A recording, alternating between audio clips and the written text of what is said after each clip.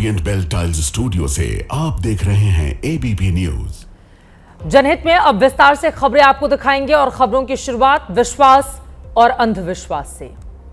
ये साल यानी साल 2025 क्या वाकई अनर्थ का साल है या फिर ये हमारा खुद का स्टाइल बन चुका है कि जहां भी बैक टू बैक बुरा हो रहा हो, अपनी गलती, अपनी लापरवाही का सारा ठीकरा भाग्य, ग्रह नक्षत्रों और ईश्वरीय विधान पर फोड़ दो। अहमदाबाद की एयर इंडिया प्लेन क्रैश को अभी 4 ही दिन बीते हैं कि आज देश में फिर 2 हादसे हो गए। केदारनाथ में एक हेलीकॉप्टर क्रैश हो गया जिसमें 7 लोगों की जान चली गई। सुबह सुबह यह हादसा हुआ कि शाम को पुणे के पास इंद्रायणी नदी पर बने एक पुराने पुल के टूटने की खबर सामने आ गई। कई लोग नदी में बह गए। रेस्क्यू ऑपरेशन चल रहा है। इससे पहले 4 जून को बेंगलुरु में एक क्रिकेट टीम को देखने के चक्कर में भगदड़ मची थी जिसमें 11 लोग मारे गए। उससे पहले जनवरी में प्रयागराज महाकुंभ में भगदड़ मची जिसमें 30 लोगों की जानें गई थीं। फिर 22 अप्रैल को पहलगाम हो गया। उसके बाद 30 दिन भारत पाकिस्तान की जंग चली। इंटरनेशनल टेंशन भी चल रही है। रूस और यूक्रेन का युद्ध अभी रुका भी नहीं कि अब ईरान और इजराइल में ठन चुकी है। अंतर्राष्ट्रीय घटनाओं को हटा दें तो अहमदाबाद, केदारनाथ, पुणे, बेंगलुरु या प्रयागराज, क्या इन घटनाओं को ग्रह नक्षत्रों से जोड़ना सही होगा? क्यों ना सीधे सीधे मान लिया जाए कि यह किसी लापरवाही का नतीजा है? क्यों ना इस बात को कबूला जाए कि खराबी साल में नहीं बल्कि सिस्टम में है? सबसे पहले बात पुणे की करेंगे क्योंकि सबसे ताजा अनहोनी यहीं पर हुई है। खबर देखकर आप खुद समझ जाएंगे कि इसका दोष भाग्य या नियति को दिया जाए या फिर सिस्टम चलाने वाले उन लोगों को जो बेहद लापरवाह हैं। पुणे के पास एक जगह है कुंडमाला, जहां इंद्रायणी नदी पर बना एक पुराना पुल अचानक टूट गया। पुल टूटते ही उस पर खड़े कम से कम 50 लोग गिर गए और इंद्रायणी नदी के बहाव में बहने लगे। इनमें से 38 लोगों को बचा लिया गया है। ज्यादातर लोगों को वहां पर मौजूद जो लोग रहे उन्होंने ही कोशिश करके नदी से बाहर निकाला, उनकी जान बचाई। लेकिन इस हादसे ने 3 लोगों की जान ले ली। आप देख सकते हैं जिस जगह लोहे का यह पुल है उसके आसपास चट्टानें भी थीं। जिन लोगों की मौत हुई है यह भी हो सकता है कि नदी में बहने से पहले चट्टानों पर गिरना भी मौत का बड़ा कारण रहा हो। बाद में राहत बचाव के लिए पिंपरी, चिंचवाड़ से एनडीआरएफ और एसडीआरएफ की टीम यहां पर पहुंची। अभी तक साफ नहीं है कि क्या कुछ लोग नदी के बहाव में भी बह गए। रेस्क्यू ऑपरेशन इस वक्त भी चल रहा है। इंद्रायणी नदी में जिस जगह पर यह पुल था वो जगह बहुत चौड़ी नहीं है। पानी के बहाव को देखते हुए यह भी अंदाजा है कि इस जगह पर नदी में ज्यादा गहराई नहीं है। पुणे के पास कुंडमाला संत तुकाराम से जुड़ा एक तीर्थ स्थल है। छुट्टी के दिन अक्सर पुणे और आसपास से बड़ी तादाद में लोग यहां पर पहुंचते हैं। एक तरह से छुट्टी के दिन यह टूरिस्ट प्लेस बन जाता है। बारिश होने के कारण इंद्रायणी नदी में काफी बहाव था। बताया जा रहा है कि जिस वक्त यह पुल टूटा उस वक्त पुल पर तकरीबन 100 से 125 लोग जमा थे। जाहिर है ये लोग पानी का बहाव देखने के लिए ही वहां पर जमा हुए थे। आजकल ऐसी जगहों को लोग सेल्फी पॉइंट बना देते हैं। यह पूरी तरह लोहे का बना पुल था जो सिर्फ 30 साल पुराना था। खास बात यह है कि इसे सिर्फ किसानों के पैदल आने जाने के हिसाब से ही बनाया गया था। पुल में ज्यादा वजन सहने की क्षमता नहीं थी, लेकिन हर बार पुल पर ज्यादा लोग जमा हो जाते थे, खासकर रविवार के दिन जब यहां आसपास के लोगों की भीड़ काफी हो जाती थी। आज भी ऐसा ही रहा। रविवार की छुट्टी होने से बड़ी तादाद में लोग यहां पर जमा हुए। पुल वजन को नहीं झेल पाया और फिर इतना बड़ा हादसा हो गया। अब जबकि हादसा हो चुका है तो हर लेवल पर इसका नोटिस लिया जा रहा है। मुख्यमंत्री देवेंद्र फडणवीस का बयान सामने आ चुका है। विपक्ष ने भी सवाल उठा दिए हैं। पुलिस पहले से मौके पर है। अब जांच होगी, एक कमेटी बनेगी, कमेटी की रिपोर्ट आएगी। यही हमारे यहां सिस्टम है जो लापरवाही के बाद या हादसा हो जाने के बाद इस तरह से तेजी से काम करता है। लेकिन सवाल है कि इंद्रायणी नदी का पुल टूटने की यह हादसा होने की नौबत ही क्यों आई? क्या इसे वक्त से पहले रोका नहीं जा सकता था? पुल जर्जर हालत में था तो उसकी मरम्मत क्यों नहीं की गई? पुल की मरम्मत ना होने पर उसे बंद क्यों नहीं किया गया? पुल बहुत मजबूत नहीं था तो इतनी भीड़ उसके ऊपर कैसे जमा हो गई? पैदल पुल था तो उस पर से 2 व्हीलर आखिर क्यों जा रहे थे? क्या प्रशासन को रविवार की भीड़ का अंदाजा नहीं था? पुल पर भीड़ रोकने के लिए पुलिस की तैनाती क्यों नहीं थी? जांच होगी तो सवाल यह भी आएगा कि आखिर 30 साल पुराना पुल इतनी जल्दी कैसे ढह गया, इसे क्या सोचकर बनाया गया था, और अगर यह काम चलाऊ था तो क्या लोगों को यह बात पता नहीं थी।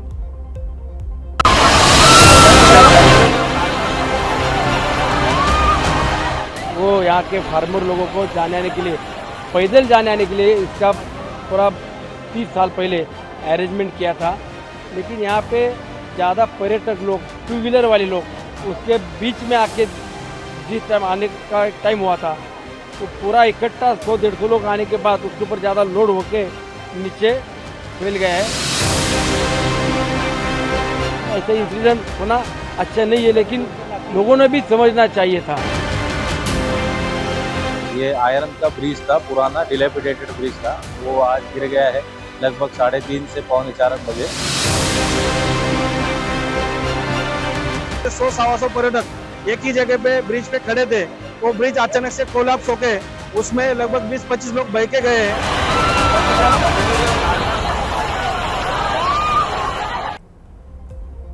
इस हादसे ने अपने पीछे बहुत सारे सवालों को जन्म दिया है। तफ्तीश लगातार जारी है, लेकिन प्राथमिकता इस बात की है कि अगर लोग बहे हैं तो फिर उनको जल्द से जल्द बाहर निकाला जाए। आगे बढ़ते हुए अब बात दूसरे हादसे की ओर। क्या आसमान में सफर करना बहुत महफूज नहीं है? क्या ट्रेन, बस या कार की बजाय प्लेन से सफर करने में वाकई बहुत ज्यादा खतरा है? इसमें कोई शक नहीं कि हवाई सफर में सहूलियत रहती है, समय भी बचता है, लेकिन ये बचत क्या जान से बढ़कर है? 4 दिन के भीतर देश में 2 हवाई हादसों ने लोगों के मन में एक किस्म का डर पैदा कर दिया है। 12 जून को अहमदाबाद में एयर इंडिया प्लेन क्रैश की तस्वीरें लोगों के दिमाग में बैठी हुई हैं, जिसमें 40 सेकंड के भीतर एक विमान जमीन पर जा गिरा। उसमें 241 यात्रियों की जान चली गई।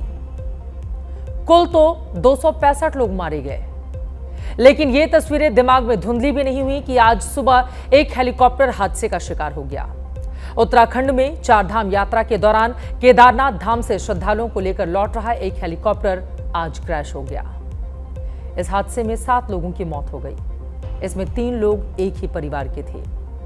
4 दिन में हुए इन 2 हादसों ने हवाई सफर करने वाले यात्रियों की सुरक्षा को लेकर कई सवाल खड़े कर दिए हैं। उत्तराखंड के हेलीकॉप्टर हादसे के बाद सवालों की एक झड़ी सी लग गई है, क्योंकि उत्तराखंड में 1.5 महीने के भीतर यह 5वां हेलीकॉप्टर हादसा है। सवाल उठ रहे हैं, क्या अंधाधुंध कमाई के चक्कर में ये हेलीकॉप्टर अंधाधुंध उड़ान भर रहे हैं? क्या ज्यादा से ज्यादा कमाई करने की होड़ में इन्हें ऑटो रिक्शा की तरह दिन रात दौड़ाया जा रहा है?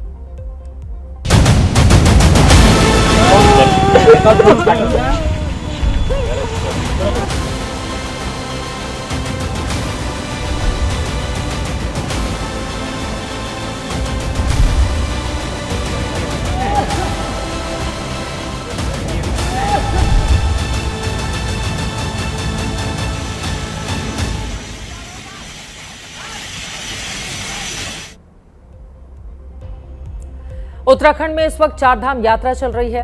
अब तक 22 लाख से ज्यादा लोग यात्रा में शामिल हो चुके हैं और श्रद्धालुओं के पहुंचने का सिलसिला लगातार आगे बढ़ रहा है। इस यात्रा में सबसे ज्यादा भीड़ केदारनाथ पहुंचने वालों की है। आज हेलीकॉप्टर हादसे में शिकार हुए 6 लोग भी केदारनाथ ही गए हुए थे। इन्होंने भी सड़क के बजाय हवाई रास्ते को चुना। केदारनाथ में पूजा के बाद ये 6 यात्री वापस गुप्त काशी बेस पर जाने के लिए आर्यन एविएशन के हेलीकॉप्टर में सवार हुए थे, लेकिन गुप्त काशी पहुंचने से पहले ही बीच रास्ते में हेलीकॉप्टर क्रैश हो गया। हादसा सुबह 5:45 पर हुआ, जब आर्यन एविएशन के हेलीकॉप्टर ने इन 6 यात्रियों को लेकर केदारनाथ हेलीपैड से वापस गौरीकुंड के लिए उड़ान भरी थी। बताया जा रहा है, उड़ान भरने के थोड़ी देर बाद ही अचानक मौसम खराब हो गया। इस पर पायलट ने हेलीकॉप्टर को घाटी से बाहर निकालने की कोशिश की, लेकिन कोशिश नाकाम रही। इसके बाद हेलीकॉप्टर गुप्त काशी के जंगल में भटक गया और फिर क्रैश हो गया। हेलीकॉप्टर क्रैश होते ही उसमें आग लग गई, जिसमें पायलट और उसमें सवार 6 यात्रियों की दर्दनाक मौत हो गई। इनमें 23 महीने का एक बच्चा भी शामिल था। हादसे की खबर मिलते ही एनडीआरएफ और एसडीआरएफ की टीम मौके पर रवाना कर दी गई और फिर क्रैश साइट पर पहुंचकर आग बुझाकर शवों को बाहर निकाला गया। आर्यन एविएशन गुप्त काशी से जो ऑपरेट करता है, उसका एक हेलीकॉप्टर केदारनाथ से वापस आते वक्त कुछ मौसम खराब हुआ, जिसमें पायलट द्वारा उस हेलीकॉप्टर को वैली से बाहर निकालने का प्रयास करते हुए हेलीकॉप्टर गौरी कुंड से ऊपर क्रैश हो गया। जैसे ही अग्रिम सूचना प्राप्त होती तो सूचना दी जाएगी। केदारनाथ में आज के इस हादसे के बाद उत्तराखंड में चलाई जा रही हेलीकॉप्टर सर्विस गंभीर सवालों में घिर गई है, क्योंकि उत्तराखंड में 1.5 महीने के भीतर ये 5वां हेलीकॉप्टर हादसा है। पहले के 4 हादसों में 3 की तस्वीरें आपको दिखाते हैं। आज गौरीकुंड में जो हादसा हुआ उसमें पायलट समेत 7 लोगों की जान गई है। ठीक हफ्ते भर पहले 7 जून को रुद्रप्रयाग में एक हेलीकॉप्टर की सड़क पर इमरजेंसी लैंडिंग हुई थी। तकनीकी खराबी के कारण हेलीकॉप्टर को केदारनाथ नेशनल हाईवे पर उतारना पड़ा था। इसमें पायलट जख्मी हो गया था, लेकिन गनीमत यह है कि 5 यात्रियों को नुकसान नहीं हुआ, सबकी जान सलामत थी। 17 मई को केदारनाथ में एक एयर एम्बुलेंस लैंडिंग से पहले क्रैश हो गई। ये ऋषिकेश एम्स का हेलीकॉप्टर था। हादसे में पायलट की जान बाल बाल बची थी। 8 मई को उत्तरकाशी में श्रद्धालुओं को गंगोत्री धाम लेकर जा रहा हेलीकॉप्टर भगीरथी नदी के पास क्रैश हो गया था। इसमें पायलट समेत 6 लोगों की मौत हो गई थी। इसके बाद 24 मई को भी उत्तराखंड में एक हेलीकॉप्टर की इमरजेंसी लैंडिंग हुई थी। हालांकि उसमें किसी की जान नहीं गई, लेकिन आज एक बार फिर से हेलीकॉप्टर के क्रैश होने और उसमें 7 लोगों की मौत के बाद उत्तराखंड का प्रशासन अब हरकत में आया। उत्तराखंड नागरिक उड्डयन विकास प्राधिकरण और डीजीसीए ने हादसे की जांच शुरू कर दी है। 4 धाम यात्रा में हवाई सेवाओं पर तुरंत रोक भी लगा दी गई है। एक सख्त एसओपी बनाई जाए, जिसमें किसी भी कीमत पर जो हमारे डीजीसीए के रूल हैं, मानक हैं, उनके मानकों के साथ किसी भी प्रकार का कोई भी ढिलाई न बरती जाए। और जो उच्च हिमालयी क्षेत्र हैं, उच्च हिमालयी क्षेत्रों में चलने वाले पायलटों को उसका अनुभव हो, ये एविएशन कंपनियां भी सुनिश्चित करें। एक कंट्रोल एंड कमांड सेंटर यहाँ पर स्थापित किया जाए और जो इस घटना में दोषी हैं, जिनके कारण से घटना हुई है, उनको तत्काल उनके खिलाफ सख्त कार्रवाई की जाए। अगर आप तीर्थ यात्रा पर जाएं और वहां आपको हेलीकॉप्टर सर्विस मिले तो बेझिझक उसमें बैठने से पहले उसकी सर्विस बुक चेक कर लें। बिना संकोच पूछें कि हेलीकॉप्टर की कंडीशन कैसी है, सर्विस ड्यू तो नहीं है। एक ग्राहक के तौर पर यह जानना आपका हक है, इसे इस्तेमाल करें। पूरी संभावना है कि इस तहकीकात से ऑपरेटर चिड़चिड़ा जाए और आपको बिठाने से ही मना कर दे। ना बिठाए तो मत बैठिए, क्योंकि आपके परिवार की जिंदगी से बढ़कर आपके लिए कुछ नहीं है। अगर मैं ये कह रही हूं तो ये कहने की जायज वजह है, क्योंकि 1.5 महीने में हेलीकॉप्टर के 5 हादसे होना, इसे कतई हल्के में नहीं लिया जा सकता। ये कोई सामान्य घटना नहीं है। इसे आप सड़क पर 2 साइकिलों के टकराने या फिर स्कूटर की टक्कर की तरह मामूली नहीं मान सकते। गौरीकुंड के हेलीकॉप्टर हादसे में पायलट के अलावा जिन 6 यात्रियों की जान गई है, उनमें 3 लोग एक ही परिवार के थे। यवतमाल के राजकुमार जायसवाल, उनकी पत्नी श्रद्धा जायसवाल और उनकी 2 साल की बेटी काशी भी इस दर्दनाक हादसे का शिकार बन गई। परिवार ने बेटी के नाम पर ही अपने घर का नाम भी काशी रखा था। राजकुमार जायसवाल का एक बेटा भी है, लेकिन वो इनके साथ केदारनाथ नहीं गया था, वो अपने दादा के पास था। एक हंसता खेलता परिवार आज के हादसे से उजड़ गया। जबकि यूपी के बिजनौर की विनोद देवी और उनके नातिन दृष्टि सिंह भी इस दुर्घटना में जान गंवा बैठी। हादसे में जान गंवाने वाले हेलीकॉप्टर के पायलट राजवीर सिंह राजस्थान के जयपुर के रहने वाले थे, जो एयरफोर्स से रिटायरमेंट के बाद आर्यन एविएशन के लिए फ्लाइंग करते थे।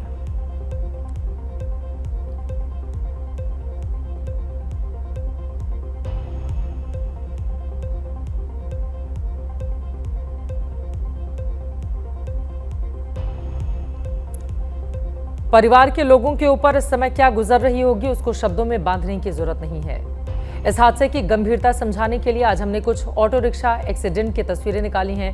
इन्हें दिखाने का मकसद ये समझाना है कि हेलीकॉप्टर कोई ऑटो रिक्शा नहीं है जो उसे बेधड़क और बहुत रफ तरीके से इस्तेमाल किया जाता रहे। ऑटो रिक्शा टकरा जाए या पलट जाए, जान बच सकती है, लेकिन हेलीकॉप्टर एक सेंसिटिव व्हीकल है। हजारों फीट ऊंचाई से हेलीकॉप्टर गिर जाए तो बचने की गारंटी ना के बराबर है। केदारनाथ हादसे के बाद यही सवाल उठ रहे हैं, क्या कमाई के लिए हेलीकॉप्टर को ऑटो रिक्शे की तरह दौड़ाया जा रहा है? फेरों पर फेरे लगाए जा रहे थे। केदारनाथ हेलीकॉप्टर हादसे की जांच शुरू हो चुकी है। इसी आर्यन हेली एविएशन कंपनी के खिलाफ एफआईआर भी दर्ज की गई है। एक के बाद एक हो रहे हादसों के चलते अब उत्तराखंड सरकार हवाई सेवाओं को लेकर और सख्त नियम लाने पर मंथन करने में लग गई है, क्योंकि हेली सर्विस से जुड़ी कंपनियों को लेकर लगातार ये शिकायतें मिलती रही हैं कि उड़ान को लेकर बनाए गए एसओपी को कंपनियां अनदेखी कर रही हैं। खासतौर पर चारधाम यात्रा के दौरान केदारनाथ के लिए रोजाना औसतन 1500 यात्री हेली सर्विस का इस्तेमाल करते हैं। गुप्तकाशी, फाटा, सिसिरी के 3 हेलीपैड से 8 कंपनियों के हेलीकॉप्टर हर रोज करीब 250 से ज्यादा उड़ान भरते हैं। मौसम अच्छा होने पर हेलीकॉप्टर की उड़ानों की संख्या और बढ़ा दी जाती है, जबकि केदार घाटी में हवाई रूट संकरा होने की वजह से एक बार में 2 हेलीकॉप्टर ही उड़ सकते हैं। लेकिन इस खतरनाक रूट पर एक बार में 3-3 हेलीकॉप्टर भी उड़ान भरते पाए गए। इसके अलावा कंपनियां हेलीकॉप्टर के मेंटेनेंस और पैसेंजर की संख्या की धड़ल्ले से अनदेखी करती रही हैं, जबकि इन सभी कंपनियों के हेलीकॉप्टर उड़ान के लिए रूट पहले से तय किए जाते हैं। लेकिन चारधाम यात्रा के दौरान मोटी कमाई और मुनाफे के लिए ज्यादातर हेलीकॉप्टर फ्यूल और वक्त बचाने के लिए श्रद्धालुओं की जान जोखिम में डालकर तय ऊंचाई से नीचे उड़ान भरते हैं, जिसे लेकर पहले से कई बार भी चिंता जताई जा चुकी है। ऐसे में उंगलियां उन एजेंसियों पर भी उठ रही हैं जिन पर उत्तराखंड में हेलीकॉप्टर कंपनियों के कामकाज की निगरानी का जिम्मा होता है। और अब बात करेंगे उस हादसे की जिसकी तस्वीरें न सिर्फ देश को बल्कि पूरी दुनिया को डरा रही हैं। अहमदाबाद विमान हादसे के करीब 80 घंटे हो चुके हैं, लेकिन अब तक ये नहीं पता चल सका कि यह हादसा कैसे हुआ। जांच जारी है, इसमें वक्त लगेगा। भारत की डीजीसीए की अगुवाई में हादसे की तफ्तीश हो रही है। इसमें ब्रिटिश एजेंसी AAIB और अमेरिकी एजेंसी NTSB और FAA भी सहयोग कर रही है। साथ ही विमान बनाने वाली अमेरिकी कंपनी बोइंग की टीम ने भी मौके का मुआयना किया है। जिस वक्त बोइंग की टीम अहमदाबाद में घटनास्थल पर पहुंची, वहां हमारे संवाददाता मृत्युंजय कुमार सिंह भी मौजूद रहे। आप उनकी रिपोर्ट देखिए, फिर मैं जांच की कड़ियों को जोड़ने की कोशिश करूंगी। साथ ही दुनिया के एक बहुत बड़े विमान विशेषज्ञ की सबसे नई थ्योरी भी आपके सामने रखूंगी, जिसमें उन्होंने विमान हादसे की वजह पर सबसे बड़ा दावा किया है। इस वक्त जो बोइंग की टीम के सदस्य हैं और डीजीसीए के साथ ही साथ AAIB जो जांच एजेंसी है उसके साथ जांच करने के लिए बोइंग की टीम पहुंची हुई है। आप घटनास्थल की तस्वीरें देख सकते हैं किस प्रकार से जो अलग अलग टीमें हैं, टेक्निकल टीमें हैं, साथ ही साथ अलग अलग एजेंसियों की टीमें हैं, वो उस घटनास्थल का मुआयना कर रही हैं जहां पर एयर इंडिया का ड्रीमलाइनर बोइंग विमान क्रैश हुआ था। ये वो इमारत है जो कि कैंटीन मेस था। पिछले 3 दिनों से अलग अलग एजेंसियां इस पूरे मामले की जांच कर रही थी और सबसे प्रमुख है आज घटना के चौथे दिन बोइंग के कर्मचारी जो टेक्निकल टीम है यहाँ पर पहुँचे हुए हैं। उनका मुख्य रोल इसमें है कि जो डीजीसीए और AAIB aircraft incident investigative team जो होती है ब्यूरो, उसको असिस्ट करने का काम जांचकर्ता करते हैं। साथ ही साथ विमान की डिज़ाइन और प्रणालियों का मूल्यांकन करते हैं। इसके अलावा जो बोइंग की टीम है वो निर्माण या रखरखाव से जुड़ी समस्याओं का आकलन करेगी और इसके बाद जब अपनी जांच रिपोर्ट सौंपेगी तो उसमें एयरलाइन कंपनी और बोइंग को सुरक्षा संबंधी सिफारिशें दे सकती हैं। भारत सरकार ने गृह सचिव के नेतृत्व में भी एक उच्च स्तरीय समिति बनाई है जो इस हादसे की जांच करेगी। गृह सचिव की अगुवाई वाली समिति एयर सेफ्टी यानी कि हवाई सुरक्षा की समीक्षा भी करेगी। इस जांच समिति में नागरिक उड्डयन मंत्रालय के सचिव और राज्य सरकार के प्रमुख अधिकारी भी शामिल होंगे, जो 3 महीने में अपनी रिपोर्ट सौंपेंगे। देश और दुनिया को हादसे की वजह के खुलासे का इंतजार है। इससे पहले विमान हादसे की वजहों से जुड़ी कई थ्योरी सामने आ चुकी हैं, जैसे एयर इंडिया की उड़ान AI-171 के बोइंग 787 ड्रीमलाइनर प्लेन के दोनों इंजन फेल हो गए थे। दोनों इंजन ईंधन की गड़बड़ी के कारण फेल हो गए। हादसा लैंडिंग गियर को ऊपर उठाने की बजाय नीचे गिराने की वजह से हुआ। एक थ्योरी यह भी कि लैंडिंग गियर की जगह फ्लैप को उठा दिया गया, जिसकी वजह से इतना बड़ा हादसा हुआ। कुछ लोगों ने यह भी दावा कर दिया कि विमान से पक्षी या पक्षियों का झुंड टकराया, तो कुछ विशेषज्ञों ने हादसे को मानवीय भूल का अंजाम बताया। लेकिन अब जाने माने विमानन विशेषज्ञ, कमर्शियल एयरलाइन पायलट और यूट्यूबर कैप्टन स्टीव ने अहमदाबाद हादसे की वजह पर बहुत बड़ा दावा किया है। उनके विश्लेषण के मुताबिक हादसे की इकलौती वजह विमान के दोनों इंजन का फेल होना ही है। इसे साबित करने के लिए उन्होंने 13 मिनट 13 सेकंड का एक वीडियो रिलीज किया है, जिसमें अपनी थ्योरी को साबित करने के लिए उन्होंने एक एक करके 4 सबूत भी पेश किए हैं।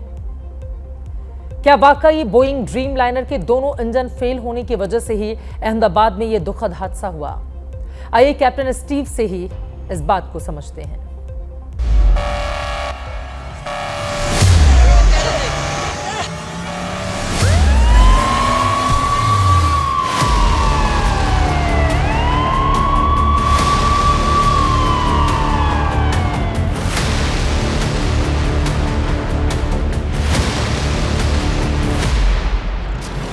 On the 787 in particular, there's three things that will deploy the RAT, and it deploys automatically. A massive electrical failure, a massive hydraulic failure, or a dual engine failure. So any one of those three things will cause that RAT to deploy.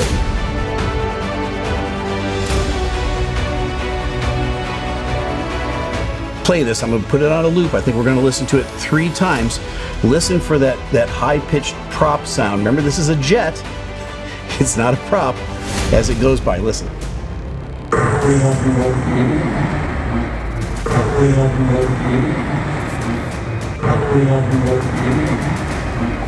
Okay, it sounded like it. If you weren't looking at it, it sounded like a single-engine prop airplane just flew by.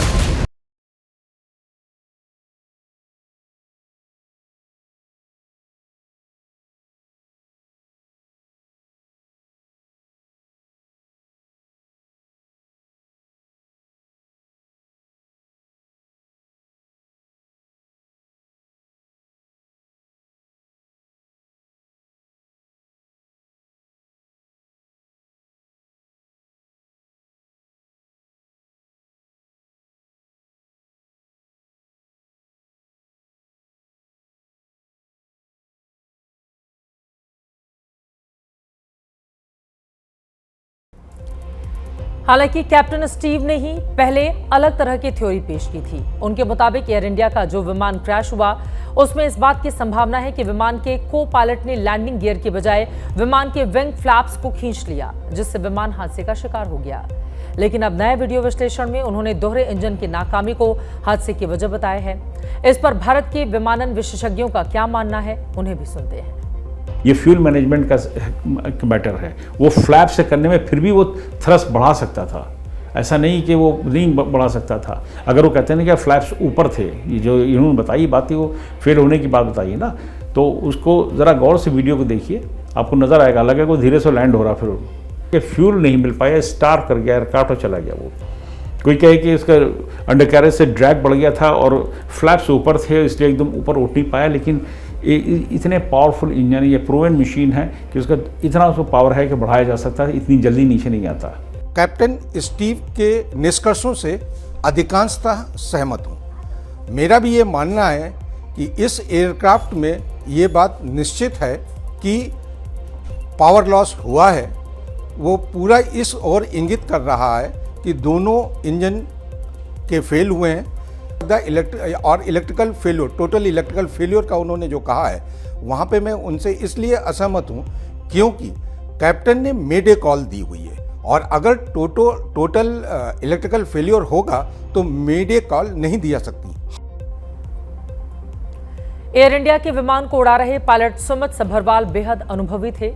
उन्हें 8,200 घंटे से ज्यादा की उड़ान का अनुभव था, जबकि को पायलट क्लाइव कुंदर को भी 1,100 घंटे की उड़ान का तजुर्बा था।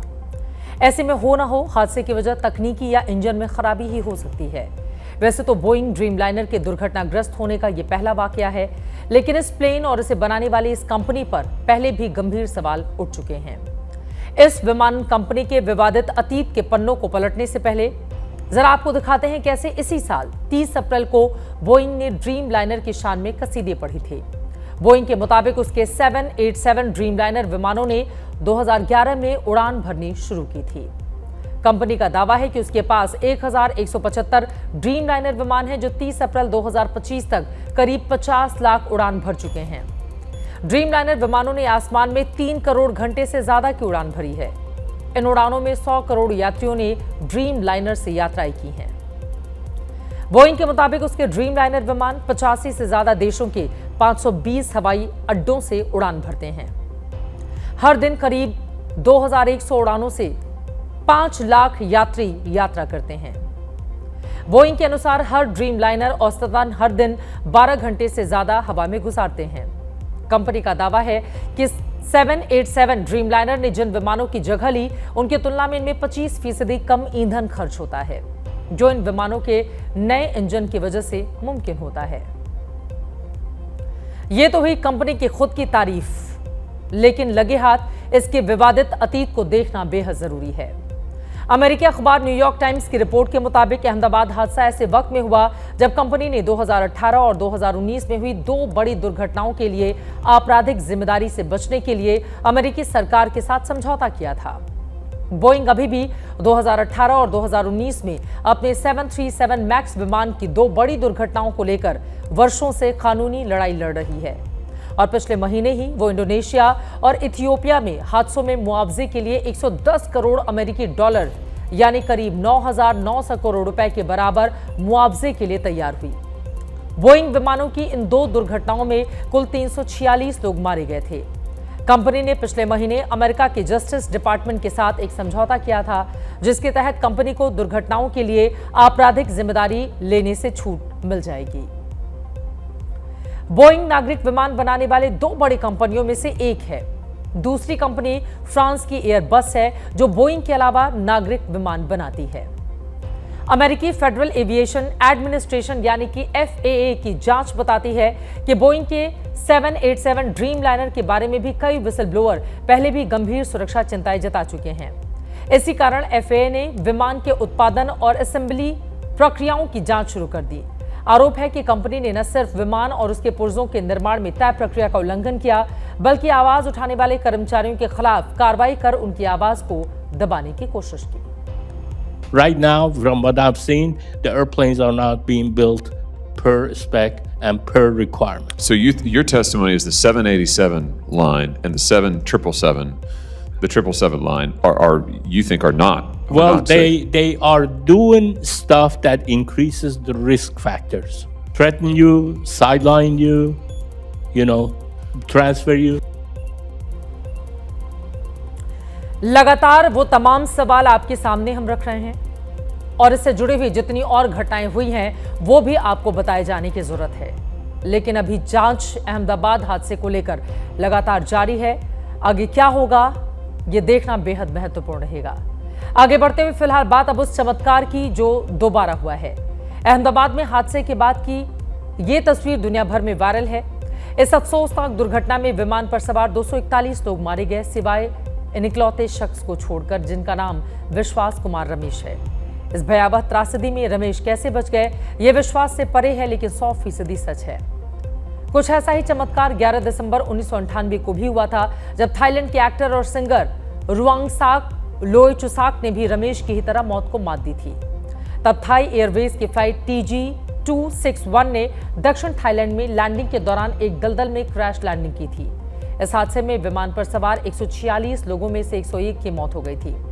हादसे के वक्त रुवांगसाक विमान की सीट पर नंबर 11A पर ही बैठे थे। ये सीट इमरजेंसी एग्जिट के पास होती है। संयोगवश 12 जून 2025 को अहमदाबाद हादसे के वक्त एयर इंडिया की फ्लाइट में रमेश भी सीट नंबर 11A पर ही बैठे थे।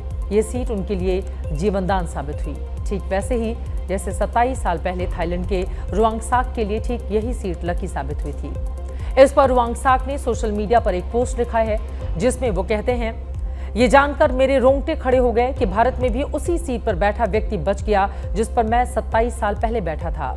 रुवांगसाक ने अपने पुराने अनुभव को साझा करते हुए बताया कि विमान हादसे के बाद वो मानसिक रूप से बहुत टूट गए थे और करीब 10 सालों तक हवाई यात्रा से दूरी बनाए रखी। उन्होंने कहा कि जब भारत में हुए हादसे के बारे में जानकारी लगी तो उनकी पुरानी यादें फिर से ताजा हो गई, जो आज भी उन्हें झकझोर देती हैं। आगे बढ़ेंगे जनहित में और अब बात तीसरे विश्व युद्ध की, जो होगा नहीं बल्कि शुरू हो चुका है, वो भी छोटी छोटी किश्तों में।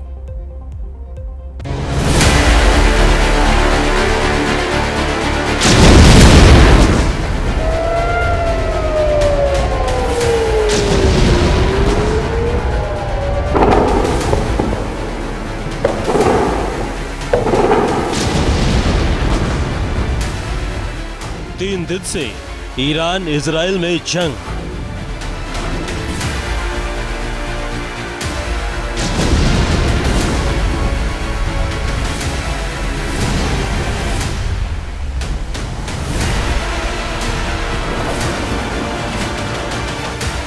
2023 से मिडिल ईस्ट में महायुद्ध।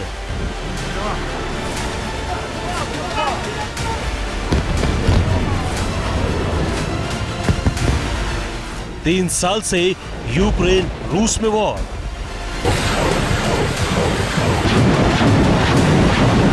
तीन दिन में भारत ने पाकिस्तान को रौंदा।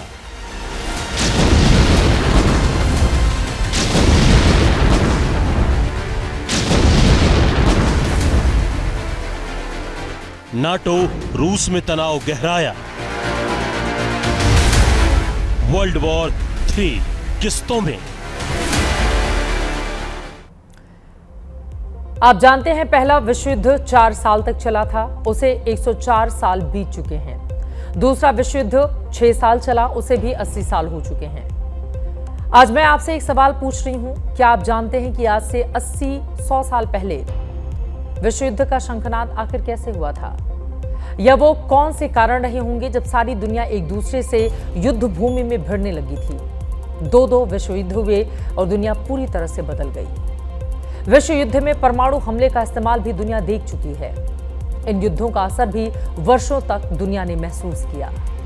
यूक्रेन और रूस की भीषण जंग हो या ईरान इजराइल के बीच महायुद्ध हो, दुनिया आज फिर दोराहे पर है, ठीक वैसे ही जैसे पहले और दूसरे विश्व युद्ध में थी। आज दुनिया में फिर वैसा ही तनाव बढ़ चुका है, वैसे ही परमाणु बमों के खतरे दुनिया के सिर पर मंडरा रहे हैं। फर्क बस ये है कि तीसरे विश्व युद्ध में जो हो रहा है वो किस्तों में हो रहा है।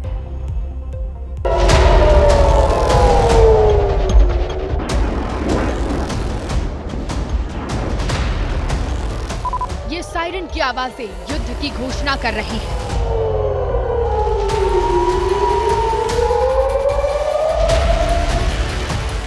आधी रात का वक्त है, यहाँ मिसाइलें दागी गई हैं।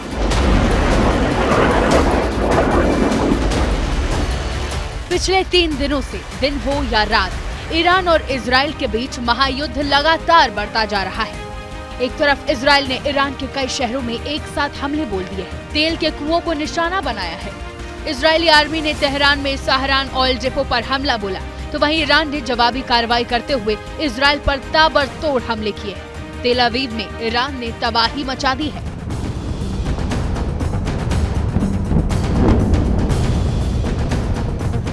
इजरायली डिफेंस फोर्स ने ईरान के नागरिकों को मिलिट्री हथियार फैक्ट्रियों के आसपास के इलाकों को खाली करने की चेतावनी दी है। साफ है, इजराइल अब ईरान पर और बड़ा एक्शन लेने जा रहा है। इजराइल ने तेहरान में रक्षा मंत्रालय को निशाना बनाने का दावा किया है।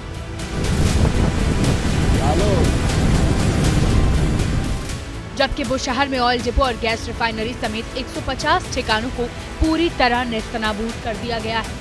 ईरान ने अपने नागरिकों को स्कूलों, मेट्रो स्टेशनों और मस्जिदों में शरण लेने की सलाह दी है। इजराइल ने ऑपरेशन राइजिंग लॉइन के तहत ईरान पर हमले बोले, तो ईरान ने ऑपरेशन ट्रू प्रॉमिस 3 शुरू किया है। कहने को दोनों देश एक दूसरे पर ऑपरेशन चलाने की बात कह रहे हैं, पर ये तस्वीरें भीषण युद्ध की गवाही दे रही है। इजराइल के प्रधानमंत्री बेंजामिन नेतन्याहू ने दावा किया है कि ईरान के बड़े नेता देश छोड़कर भाग रहे हैं। नेतन्याहू का दावा है कि ईरान आतंकवादी गुटों को परमाणु हथियार देना चाहता है। I'll tell you what would have come if we hadn't acted. We had information that this unscrupulous regime was planning to give the nuclear weapons that they would develop to their terrorist proxies. जबकि Israel के राष्ट्रपति ने भी Iran को परमाणु हथियार हासिल न करने देने की दुनिया से अपील की है। National community understanding this peril has made it clear time and again through a series of resolutions that Iran must not be allowed to obtain nuclear weapons. Iran के विदेश मंत्री अब्बास अराक्ची ने भी विदेशी राजदूतों को पैगाम दिया है कि वो युद्ध तो नहीं चाहते, लेकिन युद्ध थोपा गया तो वो करारा जवाब देंगे। شده در روابط بین الملل هست، حق مشروع هر کشوری هست که در مقابل تجاوز از خودش دفاع بکنه و این کاری هست که نیروهای مسلح ما आपको बता दें कि पिछले 3 दिनों में दोनों ओर से ही लगभग एक जैसा ही जान माल का नुकसान हो रहा है। इजरायली हमले में ईरान में 138 लोग मारे गए हैं, जिनमें 9 परमाणु वैज्ञानिक और 20 ईरानी कमांडर भी शामिल हैं। 350 लोग घायल हैं। वहीं ईरान के हमले में 13 इजरायली लोग मारे गए हैं और 300 से ज्यादा लोग घायल हुए हैं। ईरान के राष्ट्रपति मसूद पज़ेश्कियान ने दुनिया भर के मुस्लिम देशों से एकजुट होने की अपील की है। इजराइल और ईरान की जंग के दौरान अमेरिका के राष्ट्रपति डोनाल्ड ट्रंप और रूस के राष्ट्रपति व्लादिमीर पुतिन के बीच करीब 50 मिनट बातचीत हुई, जिसमें यूक्रेन रूस युद्ध के साथ साथ मिडिल ईस्ट देशों के हालात पर भी मंथन हुआ है। दूसरी ओर इजराइल और चीन के विदेश मंत्रियों ने भी बात की है। खास बात यह है कि व्लादिमीर पुतिन ने इजराइल की कार्रवाई की निंदा की है, तो डोनाल्ड ट्रंप ने ईरान के रवैये पर उसे चेतावनी दी है, तो चीन भी ईरान और इजराइल की जंग में कूद पड़ा है। यानी हर ताकतवर देश अपने अपने हिसाब से तेहरान और तेल अवीव में हो रहे युद्ध पर फोकस किए हुए है। पल पल बदलती तस्वीरों के बीच सीरिया और जॉर्डन ने अपने अपने एयर स्पेस बंद कर दिए हैं। सवाल ये कि क्या यही विश्व युद्ध जैसे हालात है? दुनिया के ताकतवर देश अपने अपने हिसाब से इस युद्ध को देख रहे हैं। ऐसे में ईरान और इजराइल की जंग और भड़कने का पूरा अंदेशा है। ताकत में दोनों ही कम नहीं है।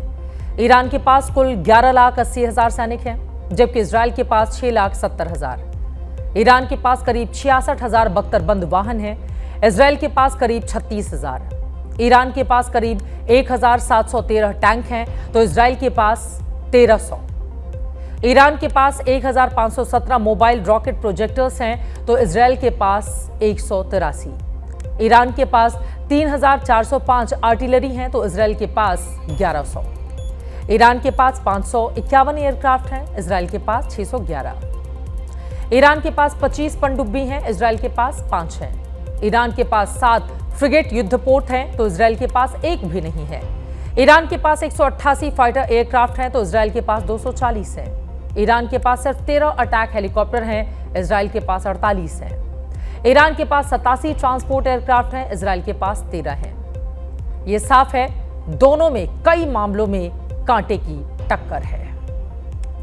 ईरान और इजराइल के तनातनी के बीच इस वक्त दुनिया की नजरें 3 महाशक्तियों पर टिकी हुई हैं। ये 3 महाशक्तियां हैं अमेरिका, रूस और चीन।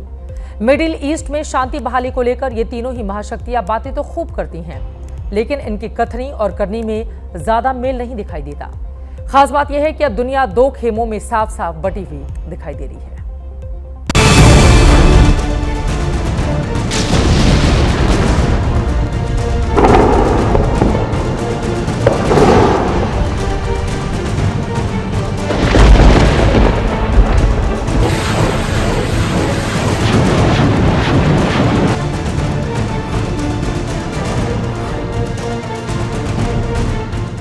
इजराइल और ईरान में आर पार की जंग छिड़ी हुई है। चीन और रूस भले ही एक दूसरे के पक्के दोस्त हों, लेकिन अपने अपने फायदे के लिए दोनों इस वक्त अलग अलग देशों से तालमेल बैठाने की जुगत में लगे हैं। चीन ईरान का खुलकर समर्थन कर रहा है और इजराइल के ऑपरेशन राइजिंग लॉयन का खुल्लम खुल्ला विरोध कर रहा है। 3 साल से रूस यूक्रेन से लड़ रहा है, लेकिन उसकी चिंता मिडिल ईस्ट के बढ़ते तनाव पर है।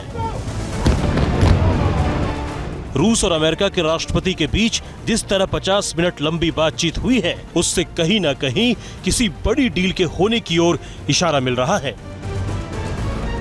भले ही अमेरिका सीधे तौर से ईरान इजराइल के झगड़े में नहीं पड़ा, लेकिन मिलिट्री डे परेड के दौरान राष्ट्रपति ट्रंप अपने दुश्मनों को सीधी चेतावनी दे रहे हैं।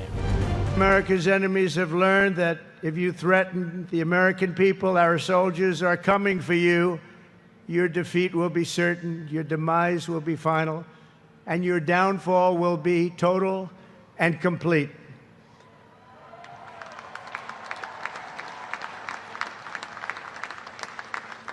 Because our soldiers never give up, never surrender, and never ever quit. They fight, fight, fight, and they win, win, win. आपको बता दें, इजराइल के साथ ही अमेरिका, ब्रिटेन, जर्मनी और इटली हैं, तो ईरान के हमदर्द चीन, तुर्की, यमन, इराक, ओमान बने हुए हैं। सवाल है कि क्या आज तीसरे विश्व युद्ध की भूमिका पूरी तरह तैयार हो चुकी है? कारण ये है कि इन युद्धों में शांति के प्रयास कई बार किए जा चुके हैं, मगर विफल हो चुके हैं। रूस और यूक्रेन में कई बार वार्ता हो चुकी है, नो रिजल्ट। ऐसे ही इजराइल और हमास में कई बार वार्ता हो चुकी है मगर नो रिजल्ट। और जो भी वार्ताएं हुई हैं उसमें यूनाइटेड नेशंस ऑर्गेनाइजेशन, जिसकी स्थापना ही दुनिया में स्टेबिलिटी और पीस लाने के लिए की गई थी, वो आज दांत विहीन और नखून विहीन दिखाई दे रहा है। आतंकवाद की फैक्ट्री का सबसे बड़ा मालिक यानी पाकिस्तान भी तुर्की की तरह ईरान के साथ कंधे से कंधा मिलाने की बात कर रहा है। ऐसे में दुनिया की एक और महाशक्ति यानी भारत के रुख पर भी सबकी निगाहें हैं। भारत हमेशा से ही शांति का पक्षधर रहा है। भारत ने महज 3 दिन के भीतर ही पाकिस्तान में पनप रहे आतंकवादियों को मिट्टी में मिला दिया था। भारत ने तब भी कहा था कि हमारी लड़ाई किसी देश के आम नागरिक या उसकी सेना से नहीं है, क्योंकि हम शांति प्रिय देश हैं। हमारी लड़ाई हमेशा मानवता के दुश्मनों से है, उन आतंकवादियों से है जो पूरी दुनिया के लिए चुनौती हैं। भारत का स्टैंड साफ है, जंग नहीं होनी चाहिए, ईरान और इजराइल में बात होनी चाहिए।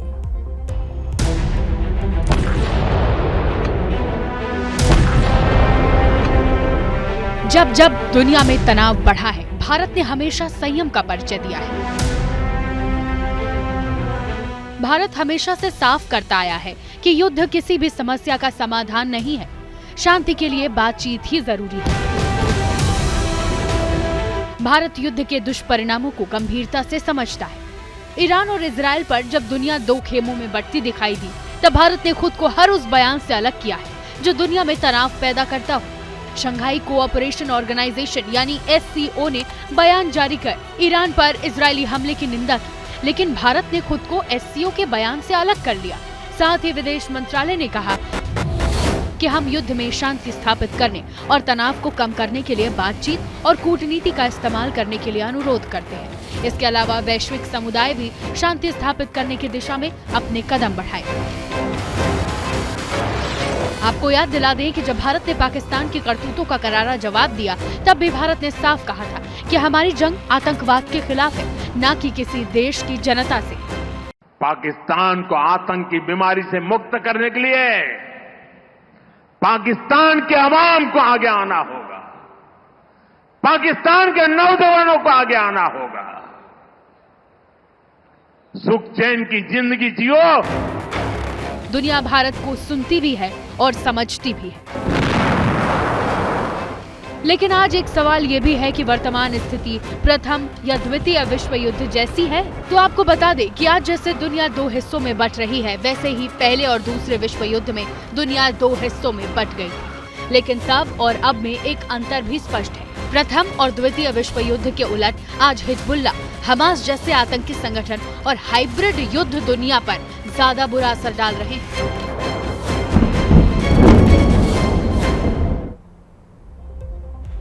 और अब एक काम की खबर। यह खबर उन कार चलाने वालों को समर्पित है जो गूगल पर कुछ ज्यादा ही निर्भर हैं। ऐसे लोगों को जनहित में सलाह है कि आप लॉन्ग ड्राइव पर गूगल मैप भले ही ऑन रखिए, लेकिन अपनी आंखों के और अपनी बुद्धि के बटन को कभी ऑफ मत कीजिए।